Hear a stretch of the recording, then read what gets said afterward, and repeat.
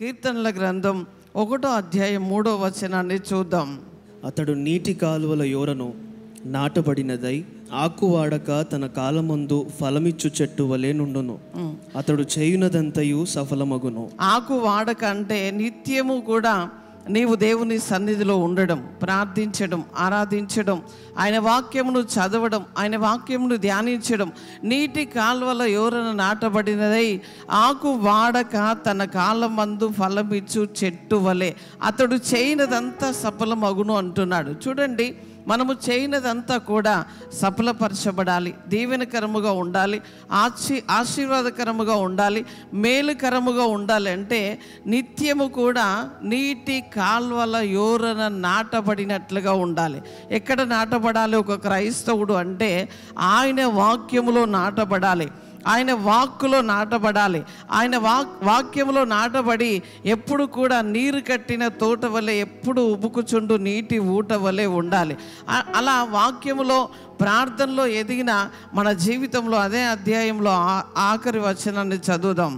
నీతిమంతుల మార్గము యెహోవాకు తెలియను. మనమందరము కూడా దేవుణ్ణి నమ్ముకున్నాం. అబ్రహాము దేవుణ్ణి నమ్ముకున్నాడు, అది అతనికి నీతిగా ఎంచబడ్డది. ఈరోజు నీవు నేను నీతిమంతుడవు అనడానికి ఆధారం ఏంటి అంటే దేవుణ్ణి నమ్ముకున్నాం. మన మార్గము మనకు తెలుసా అండి? మీ మార్గములు మీకు తెలుసా? ఈరోజు ఏం జరుగుతుందో మనకు తెలుసా? ఈ క్షణము, ఈ గంటలో ఏం జరుగుతుందో మనకు తెలియదు, రేపు ఏం జరుగుతుందో మనకు తెలియదు. కానీ మన మార్గములన్నీ కూడా యెహోవాకు తెలుసట. నీతిమంతుల యొక్క మార్గము యెహోవాకు తెలుసు. ఆ మార్గములో ఆయన సురక్షితముగా నడిపిస్తాడు. చూడండి, అబ్రహామును పిలిచాడు. అబ్రహామును ఎప్పుడు పిలిచాడంటే 12వ అధ్యాయములో పిలిచాడు.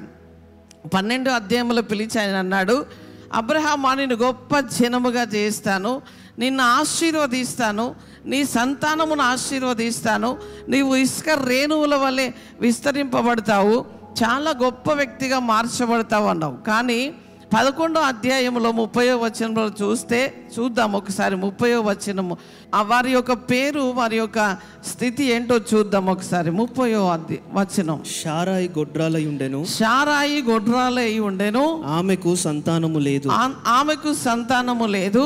అంతవరకు కూడా పై వచనాలు అన్నీ చదివితే ఎవరికి ఎవరు పుట్టారు అని వారి యొక్క వంశమును గురించి రాయబడి ఉంటుంది. ఈ యొక్క షారాయి దగ్గరికి వచ్చేసరికి షారాయి గొడ్రాలై ఉండి అని ఉన్నది. 12వ అధ్యాయములో దేవుడు పిలుచుకున్నాక ఆయన అంటున్నాడు, అబ్రహామా, నేను గొప్ప జనముగా చేస్తాను.